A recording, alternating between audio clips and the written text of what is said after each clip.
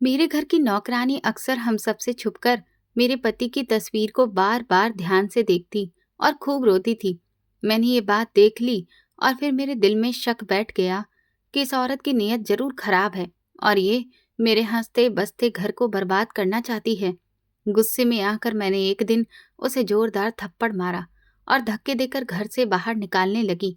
तब उसने तड़प कर मेरे पैर पकड़ लिए और मेरे पति की तस्वीर को सीने से लगाकर एक ऐसा सच बताया कि मेरे पैरों तले से जमीन निकल गई। मेरे घर की दीवारें, जो कभी खूब हंसी मजाक से गूंजा करती थीं, पिछले कुछ समय से एक अजीब सी लंबी खामोशी की लपेट में आ चुकी थी। ये खामोशी उस वक्त और भी गहरी हो जाती जब मेरे पति अपने काम पर चले जाते और मैं घर में बिल्कुल अकेली रह जाती। वैसे तो मैं अकेली नहीं थी। घर के कामकाज के लिए मैंने एक अधेड़ उम्र की औरत को नौकरानी के तौर पर रखा हुआ था, जिसका नाम बसंती था। बसंती देखने में बहुत ही शरीफ और सुलझी हुई औरत लगती थी। उसके चेहरे पर हर वक्त एक गहरा दुख और पश्चाताप छाया रहता था, जैसे कि वो किसी बहुत बड़े दर्द का बोझ अपने सीने पर रखकर घूम रही हो। उसकी आंखों में वीरानी के साए इस कदर गहरे थे कि देखने वाले का दिल भी उदास हो जाता था। शुरू के दिनों में तो मुझे उसका ये व्यवहार बहुत सही लगा, क्योंकि वो फिजूल की बातों में वक्त बर्बाद करने की जगह अपने काम से काम रखती थी। घर का कोना कोना साफ करती और खामोशी से अपने काम में मगन रहती। लेकिन फिर धीरे धीरे मैंने उसके व्यवहार में कुछ ऐसा बदलाव देखा जिसने मेरे दिल में शक का बीज बो दिया। ये शक शुरू में तो बहुत मामूली था, लेकिन वक्त गुजरने के साथ साथ ये शक का छोटा सा पौधा बड़ा होकर गहरी जड़ों वाला पेड़ बन गया, जिसने मेरे सुकून को मिट्टी में मिला दिया था। मेरे पति आकाश बहुत ही अच्छे और बेहतरीन इंसान थे।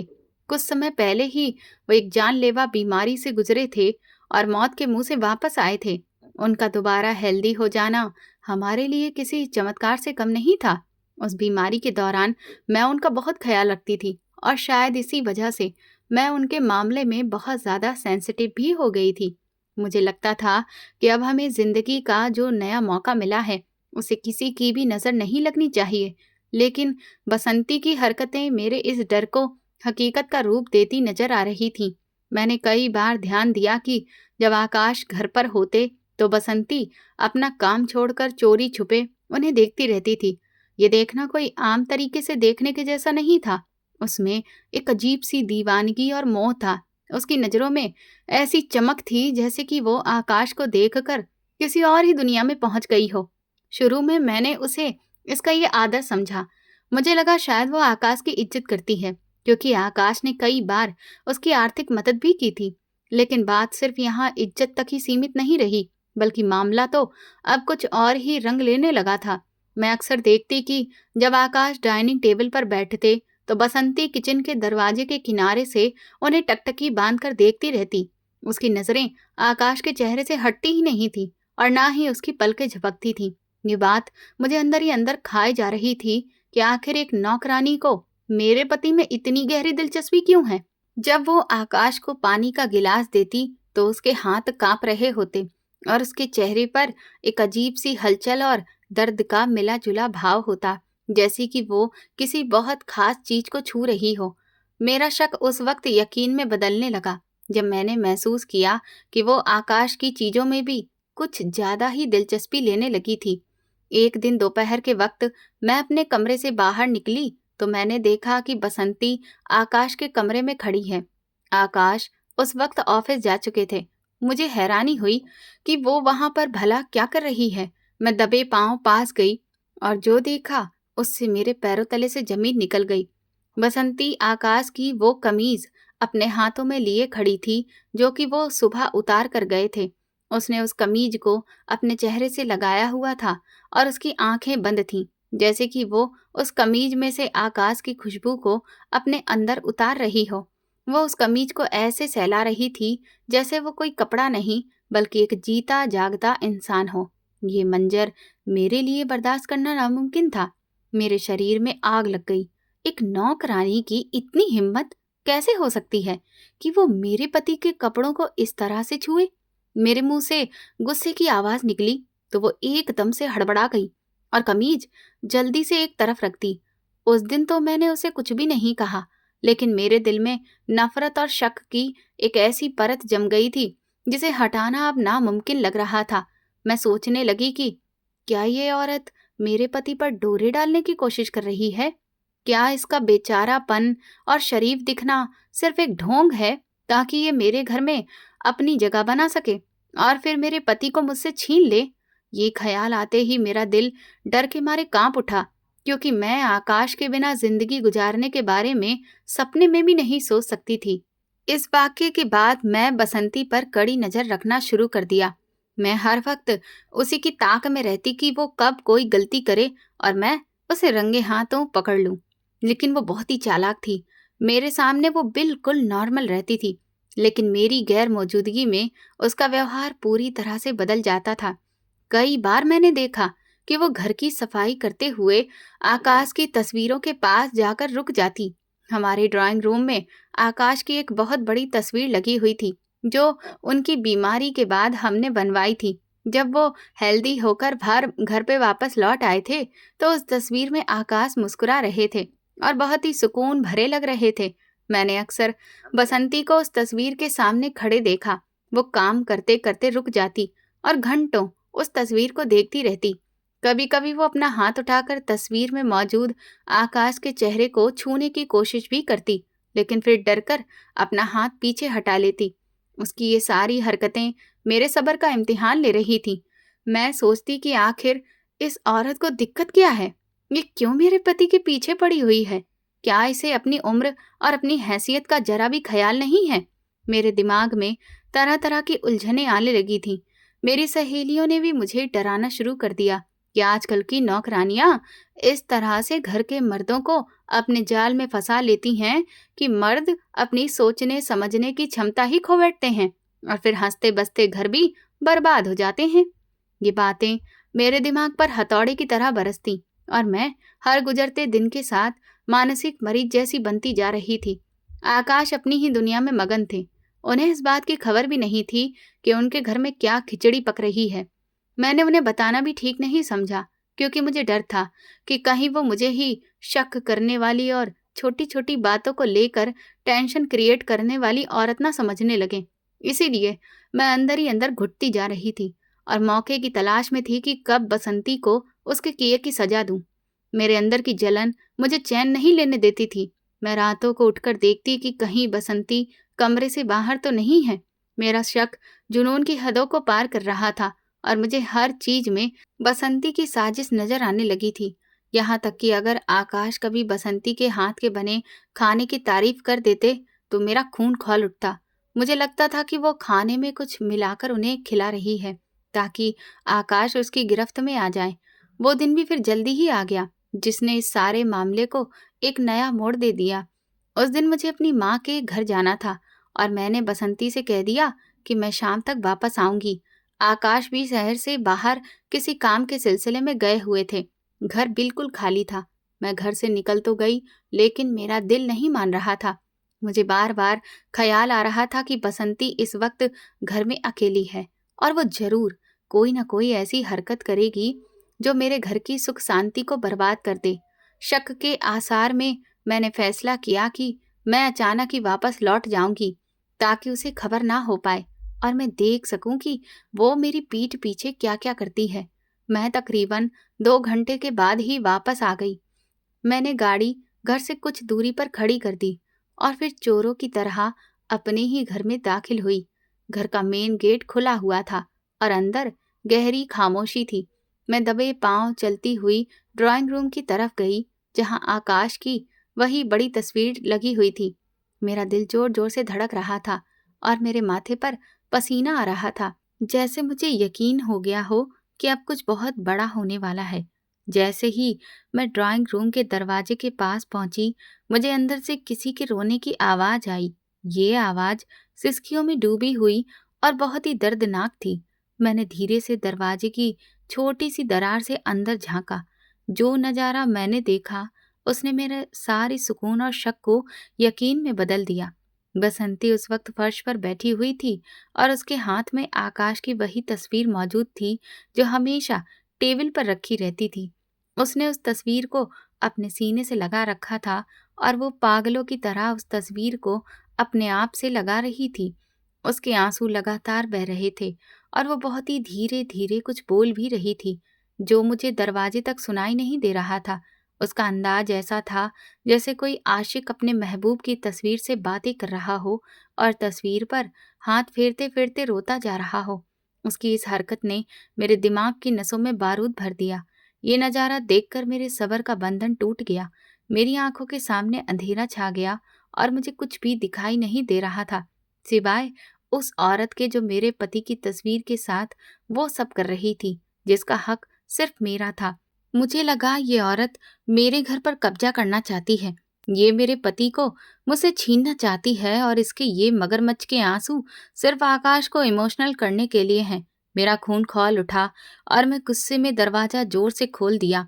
दरवाजे की आवाज सुनकर वो बुरी तरह चौंक गई और तस्वीर उसके हाथ से छूटने ही वाली थी कि उसने उसे संभाल लिया। मुझे सामने खड़ा देखकर उसका रंग सफेद पड़ गया और वो कांपने लगी। मेरे चेहरे पर उस वक्त शायद दुनिया का सबसे खौफनाक नजारा था। मैंने आगे बढ़कर बिना कुछ पूछे एक जोरदार थप्पड़ उसके मुंह पर दे मारा। थप्पड़ इतना जोरदार था कि वो लड़खड़ाकर गिर गई और उसके मुंह से एक चीख निकल गई। चिल्लाकर मैंने बोला, कमबख्त औरत, तेरी इतनी हिम्मत कि तू मेरे पति की तस्वीर को अपने गंदे हाथों से छुए। मैं तुझे शराफत की देवी समझती थी, लेकिन तू तो आस्तीन का सांप निकली। तू मेरे घर का ही नमक खाकर मेरी ही जड़ों में आग लगाकर बैठ गई। मैंने तुझे यहाँ इसलिए रखा था ताकि तू मेरे घर का ख्याल रखे, लेकिन तूने तूने तो मेरे घर को बर्बाद करने के सपने ही देख डाले। तेरी नीयत में खोट है और मैं उस खोट को अच्छे से पहचान गई हूँ। अब निकल जा मेरे घर से, इसी वक्त दफा हो जा। मुझे तेरी मनुष्य शक्ल दोबारा नजर नहीं आनी चाहिए। मैं गुस्से में पागल होती जा रही थी और लगातार उस पर चिल्लाती जा रही थी। मैंने उसका बाजू पकड़ा और उसे घसीटते हुए दरवाजे की तरफ ले जाने लगी। वो रो रही थी और तड़प रही थी। उसके हाथ जोड़कर कहने लगी कि मालकिन, भगवान के लिए मेरी बात सुन लीजिए, मुझे मत निकालिए। मेरा कोई भी गलत इरादा नहीं है। लेकिन मैं तो सुनने के लिए तैयार ही नहीं थी। मेरा शक अब जुनून बन चुका था। मुझे लग रहा था कि अगर मैं इस औरत को आज यहाँ से नहीं निकालूंगी तो ये मेरे पति पर कोई जादू कर देगी। मैं उसे धक्के देते हुए बाहर की तरफ ले जा रही थी कि अचानक उसने पूरी ताकत से खुद को मेरी गिरफ्त से आजाद किया और मेरे पैरों में आकर गिर गई। वो पैर पकड़कर फूट फूट कर रोने लगी। उसका रोना इतना दर्दनाक था कि एक लम्हे के लिए मैं भी सहम गई। उसने आकाश की तस्वीर को दोबारा अपने सीने से लगाया और हिचकियों के बीच एक ऐसी बात कही जिसने मेरे उठे हुए हाथ को हवा में ही रोक दिया और मेरे पूरे वजूद में ठंडी लहर दौड़ गई, क्योंकि उसकी जुबान से निकलने वाला सच दूर दूर तक मेरे ख्यालों में भी नहीं था।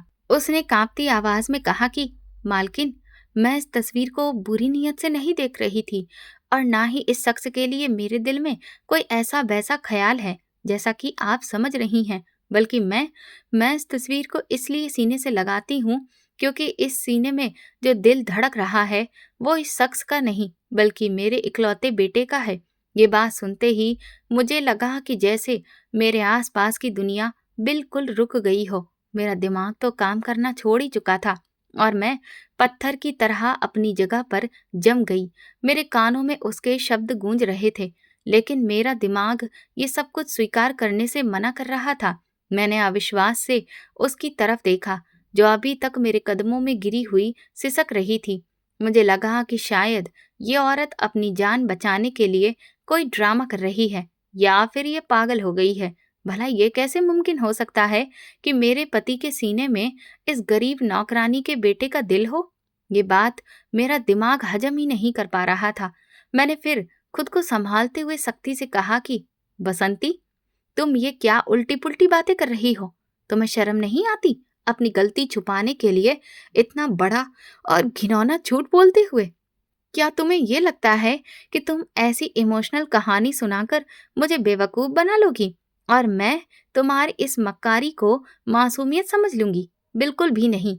मैं तुम्हारी इन बातों में नहीं आने वाली हूँ। उठो और दफा हो जाओ यहाँ से, इससे पहले कि मैं पुलिस को बुला लूं। लेकिन बसंती ने मेरे पैर नहीं छोड़े। उसकी पकड़ और मजबूत हो गई उसने रोते हुए अपना सिर उठाया और मेरी आंखों में आंखें डालकर कहा कि मालकिन, मैं भगवान की कसम खाकर कहती हूँ कि मैं झूठ नहीं बोल रही। आप चाहें तो मुझे जान से मार दें, लेकिन मेरे बेटे की निशानी को मुझसे दूर न करें। मैं आपको पूरी बात बताती हूँ, फिर आप फैसला कीजिएगा कि मैं गुनहगार हूँ या नहीं।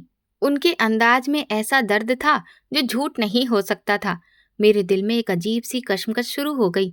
गुस्सा अभी भी था, लेकिन उसके साथ साथ हैरत भी जाग उठी थी कि आखिर ये सब माजरा क्या है। मैंने गहरी सांस ली और अपने गुस्से पर काबू करते हुए कहा कि ठीक है, मैं तुम्हें अपनी सफाई पेश करने का मौका देती हूँ। बताओ, आखिर क्या कहानी है तुम्हारी?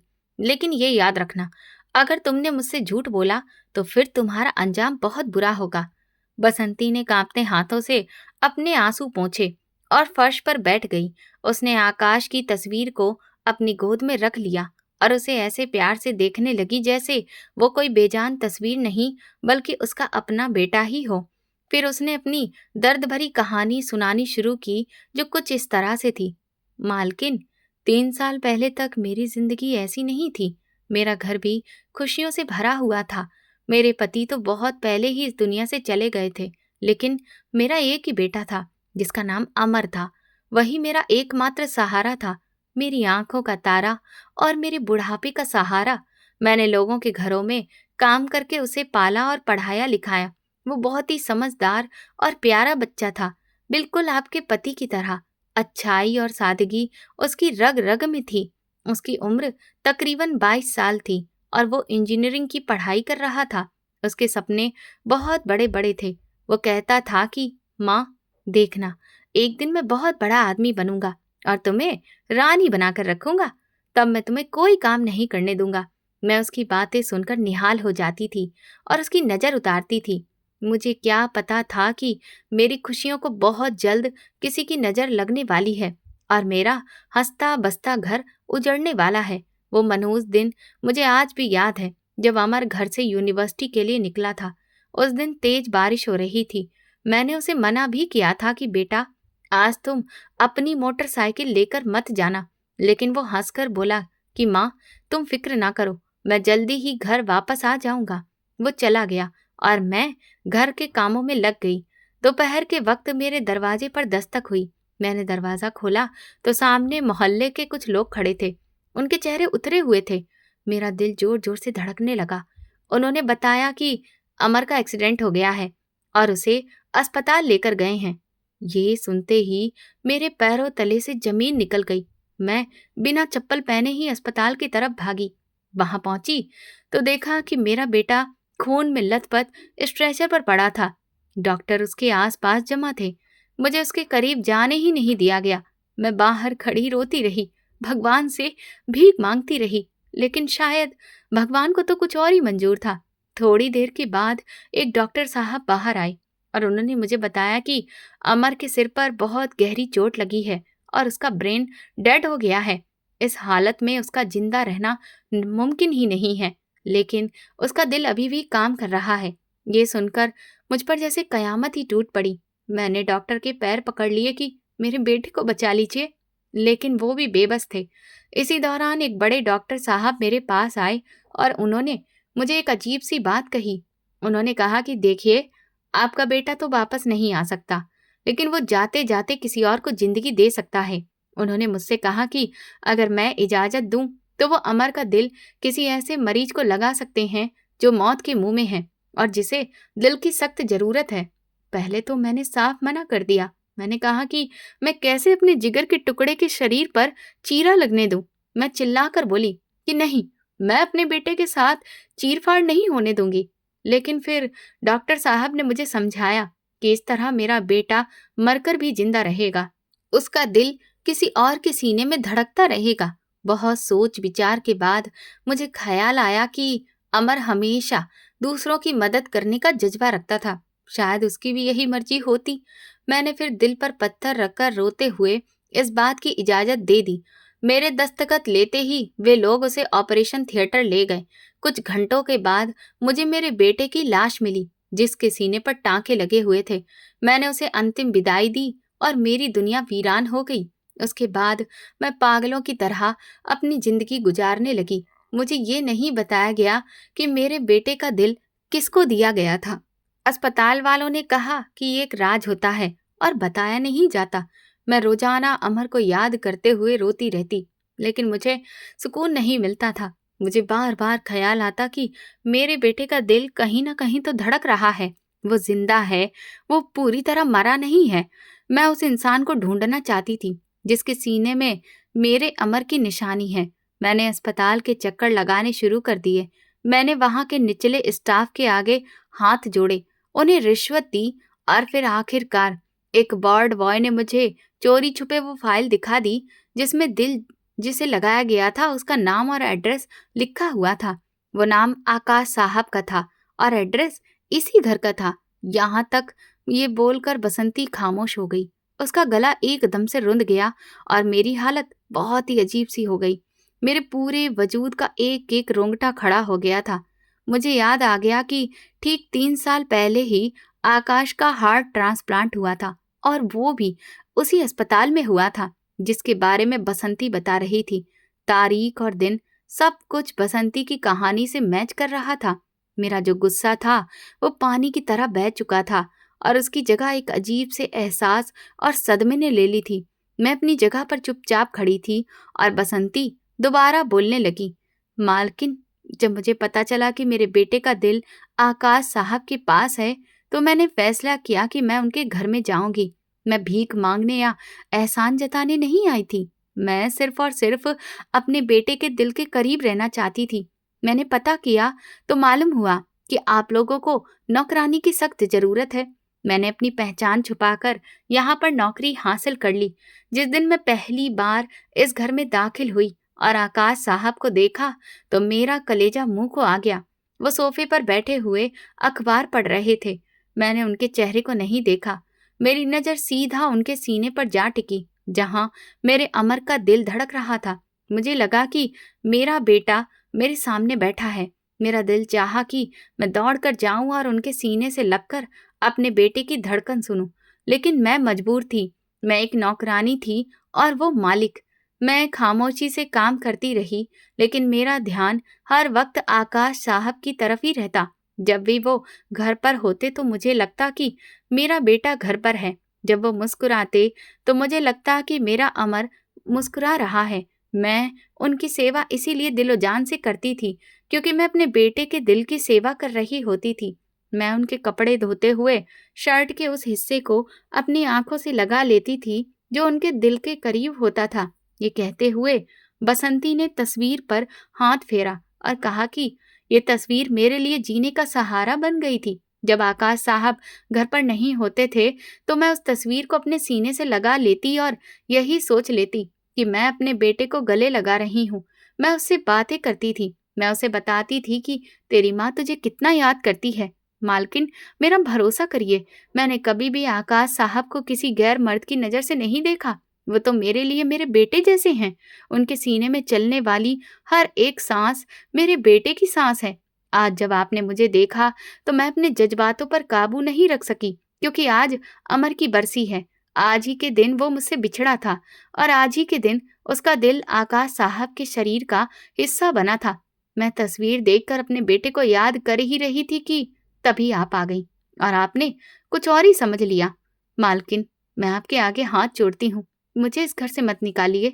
मुझे तनख्वाह नहीं चाहिए, मुझे खाना भी नहीं चाहिए। मैं बस यहाँ पर रहना चाहती हूँ ताकि मैं अपने बेटे के दिल के पास रह सकूं। अगर आपने मुझे यहाँ से निकाल दिया तो मैं मर जाऊंगी। मैं अपने बेटे से दूर नहीं हो सकती। बसंती की बातें खत्म हुई तो कमरे में मौत जैसा सन्नाटा पसर गया। सिर्फ उसकी सिसकियों की आवाज आ रही थी। मैं अपनी जगह से हिलने के काबिल ही नहीं थी। मेरे आंसू लगातार बह रहे थे। मैंने जो कुछ सोचा था हकीकत उससे बिल्कुल अलग निकली। मैं जिसे एक चालाक और घर बर्बाद करने वाली औरत समझ रही थी, वो तो एक प्यारी माँ थी जिसने अपने बेटे का दिल देकर मेरे पति की जान बचाई थी। मेरा पति अगर आज जिंदा था तो इसी औरत की बदौलत था। और मैंने क्या किया? मैंने इस महान औरत को थप्पड़ मारा और उसे धक्का भी दिया। उस औरत के चरित्र पर कीचड़ उछाला। मेरी शादीशुदा जिंदगी का कोई इम्तिहान नहीं था, लेकिन मेरे अपने हाथों ने इस महान माँ पर वार किया था। मुझे समझ ही नहीं आ रहा था कि मैं बसंती से नजरें कैसे मिलाऊं। मेरा दिल चाह रहा था कि मैं जमीन में गड़ जाऊं। मैं कांपते हुए हाथों से बसंती के कंधे पर हाथ रखा और उसके सामने घुटनों के बल बैठ गई। मैंने उनके हाथ अपने हाथों में लिए और रोते हुए कहा कि बसंती जी, मुझे माफ कर दीजिए। मैं बहुत बड़ी गुनहगार हूँ। मैंने आपको पहचानने में बहुत बड़ी गलती की। मैं आपके रुतबे को नहीं समझ सकी। आप एक नौकरानी नहीं हैं। आप तो इस घर की भलाई करने वाली हैं। आपका एहसान तो हम सारी जिंदगी भी नहीं उतार सकते। ये दिल जो आकाश के सीने में धड़क रहा है, ये वाकई आपका है। इस पर आपका अधिकार है, मुझसे कहीं ज्यादा है। मैंने उनके आंसू पोंछे और उन्हें उठाकर सोफे पर बिठाया। वो अभी भी रो रही थी, लेकिन अब उनके आंसुओं में सुकून था। मैंने आकाश की तस्वीर उनके हाथों से लेकर टेबल पर रखी और उनके गले लग गई। हम दोनों औरतें देर तक रोती रहीं। फर्क सिर्फ इतना था कि वो अपने बेटे की याद में रो रही थी और मैं अपने पछतावे में रो रही थी। इस खुलासे ने मेरे और बसंती आंटी के बीच मालकिन और नौकरानी के रिश्ते को खत्म कर दिया था। अब हम एक ही दर्द की डोर से बंधी हुई दो औरतें थीं। मैं सोच रही थी कि जब आकाश को ये बात पता चलेगी तो उनकी क्या प्रतिक्रिया होगी। वो इंसान जो अपने सीने में धड़कते हुए दिल के असली मालिक से अनजान है।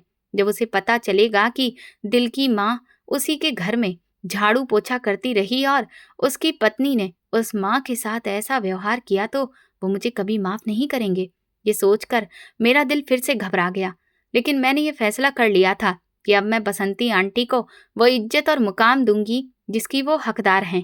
लेकिन कहानी अभी खत्म नहीं हुई थी। बसंती आंटी ने मुझे फिर एक और ऐसी बात बताई जिसने मुझे और भी ज्यादा हैरान कर दिया। उन्होंने बताया कि अमर ने मरने से पहले अपनी एक डायरी लिखी थी जो उनके पास सुरक्षित है। उस डायरी में उसने एक अजीब सी इच्छा जाहिर की थी।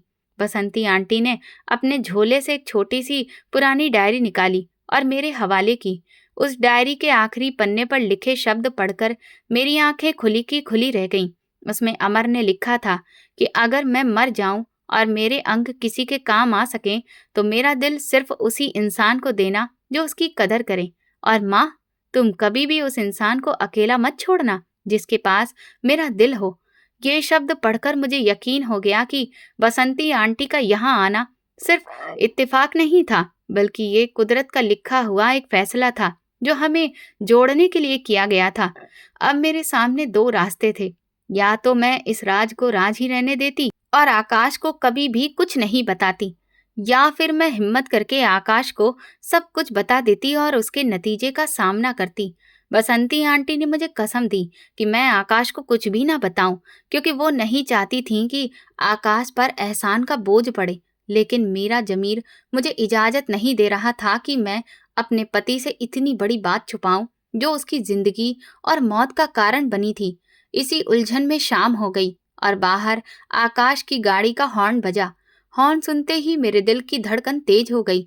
बसंती आंटी घबराकर किचन की तरफ जाने लगी, लेकिन मैंने उनका हाथ पकड़कर उन्हें रोक लिया और फैसला किया कि आज इस राज से पर्दा उठेगा। आज आकाश को पता चलना चाहिए कि वो जिन सांसों की डोर से बंधे हैं उसका दूसरा सिरा किसके हाथ में है। आकाश घर में दाखिल हुए तो घर का माहौल देखकर एकदम रुक गए। मेरी सूजी हुई आंखें और बसंती आंटी की हालत देखकर वो परेशान हो गए। उन्होंने सवालिया नजरों से मेरी तरफ देखा। मैंने कुछ लम्हों के लिए खामोशी ओढ़ ली, फिर उनका हाथ पकड़कर उन्हें सोफे पर बिठाया और बसंती आंटी को उनके सामने बिठा दिया। फिर मैंने वो दास्तान शुरू की जो मौत से शुरू होकर जिंदगी पर खत्म होती थी और जिसके हर एक शब्द में दर्द और बलिदान की ऐसी मिसाल छुपी थी जो पत्थर दिल को भी मोम कर दे। मैं कांपती हुई आवाज में मैंने कहना शुरू किया कि आकाश, आपको याद है जब आप अस्पताल में जिंदगी और मौत के बीच में झूल रहे थे और डॉक्टरों ने जवाब दे दिया था? उस वक्त हमें एक मसीहा की जरूरत थी जो अपना दिल देकर आपकी सांसों को वापस कर दे। हमें बताया गया था कि एक अनजान नौजवान जो कि हादसे का शिकार हुआ था, उसके घर वालों ने हार्ट डोनेट करने का फैसला किया है। हमने उस वक्त उस अनजान एहसान करने वाले को शुक्रिया अदा किया था और फिर हम अपनी खुशियों में दोबारा से खो गए थे। हम भूल गए थे कि हमारी खुशी किसी के घर के मातम की कीमत पर मिली है। हमने कभी भी पलटकर ये जानने की कोशिश ही नहीं की कि वे कौन भले लोग थे जिन्होंने अपने जिगर के टुकड़े को मिट्टी में मिलने की जगह आपके सीने में जिंदा रखने का फैसला किया। आकाश, वो अनजान भले लोग कोई और नहीं बल्कि हमारे घर के कामकाज करने वाली यही बसंती आंटी हैं। और आपके सीने में जो दिल धड़क रहा है वो उनके इकलौते बेटे अमर का है। मेरी ये बात सुनते ही आकाश के चेहरे पर जो भाव उभरे वो मैं जिंदगी भर नहीं भूल सकती। पहले तो उन्हें यकीन ही नहीं आया। वो पथराई हुई आंखों से कभी मुझे देखते तो कभी सामने बैठी बसंती आंटी को। उनके होंठ हिल रहे थे मगर आवाज नहीं निकल रही थी, जैसे किसी ने उनके बोलने की क्षमता ही छीन ली हो। कमरे में एक ऐसा भारी सन्नाटा था जिसे सिर्फ हमारी सांसों की आवाज तोड़ रही थी। बसंती आंटी अपना सिर झुकाकर रो रही थी, जैसे कि उन्होंने कोई जुर्म कर दिया हो। आकाश धीरे धीरे अपनी जगह से उठे, उनके कदम लड़खड़ा रहे थे। वो बसंती आंटी के पास गए और घुटनों के बल उनके सामने बैठ गए। उन्होंने हाथों से अपना सीना पकड़ा, वहां जहां उनका दिल धड़क रहा था, और बहुत धीमी आवाज में पूछा, अम्मा, क्या ये सच है? क्या वाकई मेरे अंदर आपके बेटे की निशानी है? बसंती आंटी ने भीगी हुई आंखों से आकाश की तरफ देखा और इस बात पर सिर हिला दिया। फिर वो तड़प कर बोली कि साहब, मुझे माफ कर दीजिए। मैंने ये बात आपसे छुपा कर रखी। मैं नहीं चाहती थी कि आप पर कोई बोझ पड़े। मैं तो बस अपने बेटे के पास रहना चाहती थी। मैं जब भी आपको देखती थी तो मुझे लगता था कि मेरा अमर जिंदा है। आज मालकिन को गलतफहमी हो गई और राज खुल गया। आप मुझे घर से मत निकालिएगा, मैं आपके आगे हाथ जोड़ती हूँ। आकाश ने एकदम से बसंती आंटी के जुड़े हुए हाथ पकड़ लिए। उनकी आंखों से टप टप कर आंसू गिरने लगे और बसंती आंटी के हाथों को भिगोने लगे। आकाश ने रुंधी हुई आवाज में कहा कि अम्मा, आप ये क्या कह रही हैं? मैं आपको निकाल दूंगा? जिस औरत के बेटे का दिल मेरे सीने में धड़क रहा है, जिसके खून की बदौलत आज मैं जिंदा हूँ, वो औरत मेरे लिए नौकरानी कैसे हो सकती है? आप तो मेरी माँ हैं। आपने मुझे दूसरी जिंदगी दी है। अगर आपका बेटा अपना दिल ना देता तो आज मैं कब का मर चुका होता। ये घर, ये जिंदगी, ये सांसें, ये सब आपकी हैं और आपके बेटे की देन है। मुझे शर्मिंदा मत करिए अम्मा, मैं तो आपका गुनहगार हूँ। इतने समय तक आप मेरे सामने काम करती रहीं और मैं अनजान बना रहा। मैंने आपकी कदर नहीं की, मैं आपके दुख को नहीं समझ पाया। ये कहते हुए आकाश बसंती आंटी के गले लग गए और बच्चों की तरह फूट फूट कर रोने लगे। वो नजारा इतना इमोशनल था कि मेरा कलेजा फट रहा था। यहाँ एक आदमी और एक औरत का रिश्ता खून के रिश्तों से कहीं बढ़कर था। आकाश बसंती आंटी के सीने से लगे हुए थे और वो अपने कांपते हाथों से आकाश के सिर और पीठ को सहला रही थी। उनकी आंखों में गहरा सुकून था, जैसे बरसों से बिछड़ा हुआ बेटा वापस मिल गया हो। वो बार बार कह रही थी कि मेरा अमर बेटा। मैंने आकाश को वो डायरी दिखाई जो बसंती आंटी ने मुझे दी थी। आकाश ने डायरी खोली और अमर के आखिरी शब्द पढ़े तो वो बुरी तरह से रोने लगा। उन्होंने कहा कि अम्मा, आपका बेटा बहुत महान इंसान था। उसकी सोच कितनी नेक थी। उसने पहले से ही ये तय कर लिया था कि उसका दिल जिसे भी मिले वो उसकी कदर करे। मैं भगवान को साक्षी मानकर ये वादा करता हूँ कि मैं इस दिल की हमेशा सुरक्षा करूंगा और जब तक ये दिल धड़क रहा है आप कभी भी अकेली नहीं रहेंगी। आज से आप इस घर की नौकरानी नहीं बल्कि इस घर की बुजुर्ग और मेरी माँ हैं। आपका मुकाम मेरी सगी माँ के जैसा है और इस घर पर जितना अधिकार मेरा और मेरी पत्नी का है उतना ही आपका भी है। आकाश की बातें सुनकर बसंती आंटी ने आसमान की तरफ देखा और हाथ जोड़कर भगवान को धन्यवाद कहा। मैं एक तरफ खड़ी अपने गुनाहों की माफी मांग रही थी। मुझे अपनी गिरी हुई सोच पर बहुत गुस्सा आ रहा था। मैंने आगे बढ़कर आकाश और बसंती आंटी दोनों से माफी मांगी। मैंने कहा कि आकाश, मैंने शक किया, मैंने इस पवित्र रिश्ते को गलत नाम दिया, मैंने बसंती अम्मा पर हाथ उठाया। मैं बहुत शर्मिंदा हूँ। मुझे नहीं पता कि मैं इस गुनाह की भरपाई कैसे करूंगी। आकाश ने मुझे गुस्से से नहीं बल्कि दुख से देखा और कहा कि तुमने जल्दबाजी की। तुमने अपनी बाहरी आंखों से देखा और माँ की आंखें बंद कर ली। लेकिन भगवान का शुक्र है कि इस वाक्य ने हमें हकीकत से रूबरू करा दिया। वरना शायद हम कभी जान ही नहीं पाते कि हमारे घर में कौन सी हस्ती रह रही है। उस रात हमारे घर का नक्शा ही बदल गया।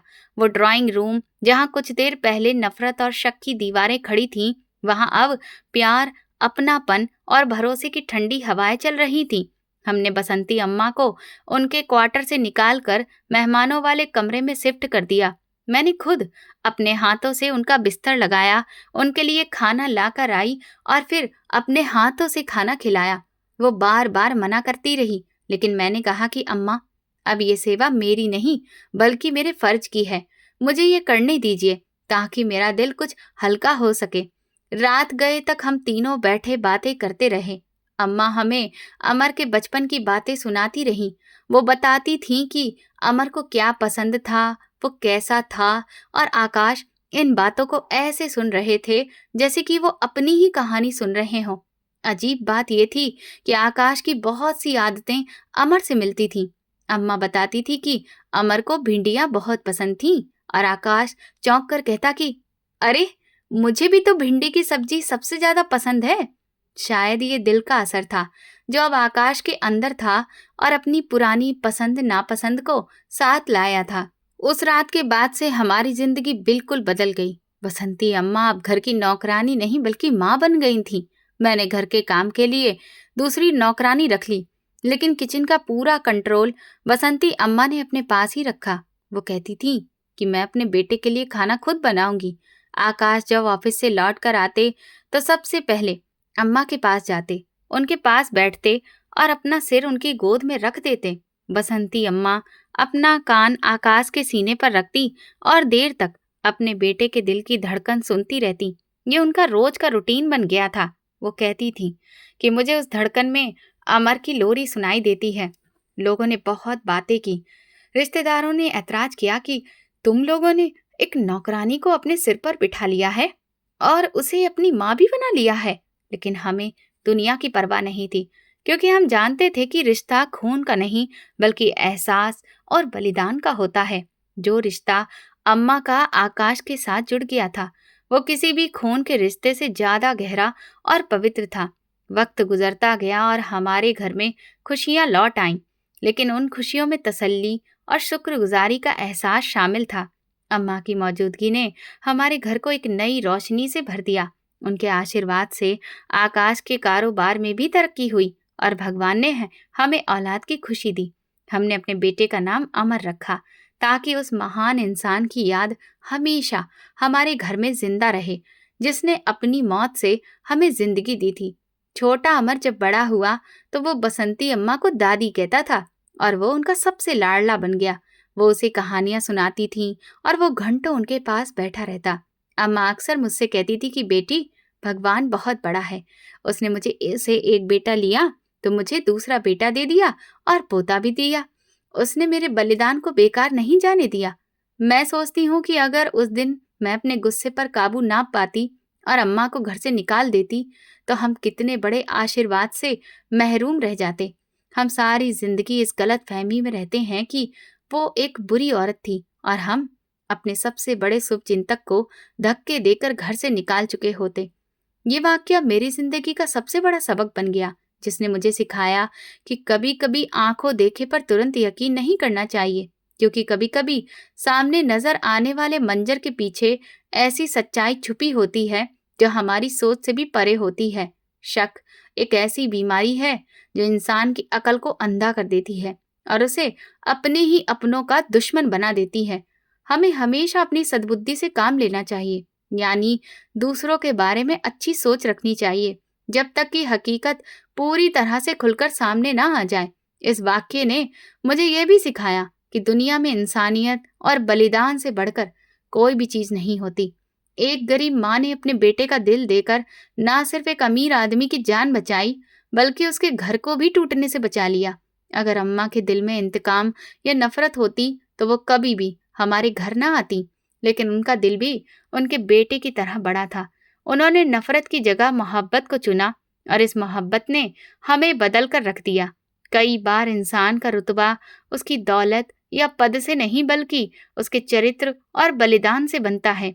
एक मामूली सी नजर आने वाली नौकरानी का दिल राजा से भी बड़ा हो सकता है, और एक आलीशान घर में रहने वाली मालकिन की सोच भिखारी से भी छोटी हो सकती है। हमें लोगों को उनके कपड़ों या पेशे से नहीं तोलना चाहिए, बल्कि उनके अंदर के इंसान को देखना चाहिए।